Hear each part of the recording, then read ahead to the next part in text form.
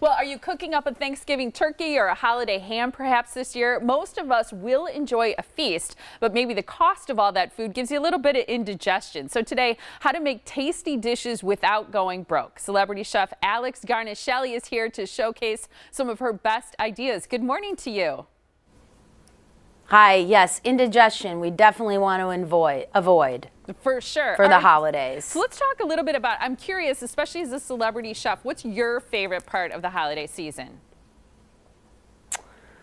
I don't know. I mean, I really love that feeling when the whole meal is laid out on the table and everybody's eating and you just hear the sound of forks and talking and laughing and eating. I know the food's extra good though if there's kind of like a quiet little lull of a few minutes, you know, like people can't even talk, right? Because they're just so happy about what they're eating.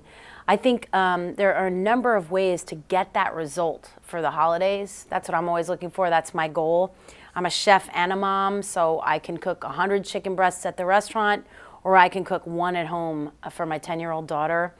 And I think, you know, an example, if you have all those classic Thanksgiving pies, apple, pecan, whatever else, you want something to break it up or make it a little bit interesting, you can simply melt some chocolate with a pinch of cinnamon and just roll them in crushed walnuts. And you get these kind of homemade little truffles, little candies. I think that's not something we're used to being able to make at home so simply. You don't need the oven or anything else. You can bag them up like this as a little arts and crafts project. My daughter loves to do stuff like that, or box them up like individual chocolates and give them as gifts. But you could also just put a platter on the table. So while people are eating that classic slice of pecan pie, they're also just able to get a wonderful bite of chocolate. You could make an adult version by taking half of them and mixing in a tiny bit of rum. That's always really delicious. There are a lot of simple ways, I think, like this. 3 ingredients, roll and serve, that just add a little variety to your table. I think it's true of appetizers too. Instead of having one, have a few little small bites. Some stuff that you make in advance. This beet crostini with a little bit of feta and sliced almonds. These goat cheese and herb balls, again bite size with the walnuts on the exterior. So tasty, and people love the variety. You know, they love kind of nibbling on a lot of different little hors d'oeuvres, and you can make them in advance. So you're making more things, more food, more simply, and you're actually getting to enjoy it. A big goal of mine is not to be stuck in the kitchen cooking through the whole meal. At some point, you got to sit down and get yourself turkey and stuffing and cranberry sauce. And by making all these little plates, you can actually get there more easily. And see, and I like that too, because I think the goal should be on having those conversations and having time to enjoy the family and friends that have come sometimes from long distances to enjoy time. And I love that you didn't just focus on the main dish, because I think so often dessert gets lost because we're so focused on making that main dish or the side dishes. Some great appetizer suggestions, especially because we can prepare ahead. In terms of not breaking the entertaining budget, do you have any tips or a guide to kind of keep expenses down? You know, first of all, never go to the supermarket hungry. I have to tell you, that's a budget breaker. Because I'll go in to buy a quart of milk and a bag of flour, and I'll leave with $400 worth of groceries.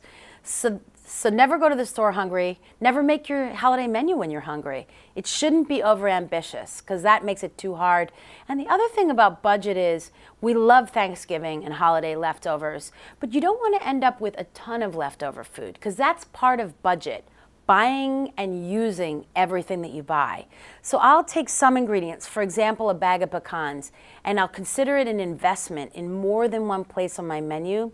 And that way I get multiple uses from one ingredient. It's not just mixing in affordable items, but it's also using everything you buy. So for example, I might candy some pecans by browning some sugar and just tossing the pecans with a pinch of salt for some candied nuts for a holiday salad.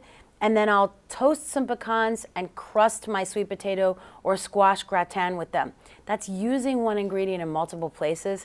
That is a great way to stay on budget. I also just seal the bag, toss the rest in the freezer for the next time.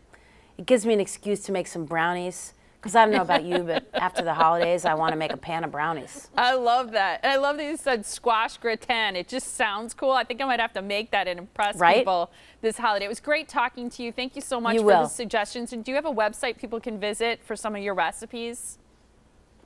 Totally. As part of my long partnership with Fisher Nuts, you can see all my tips and tons of recipes at fishernuts.com/Alex. Love it. That's Thank you so much, Alex. Great talking to you. Have a wonderful holiday.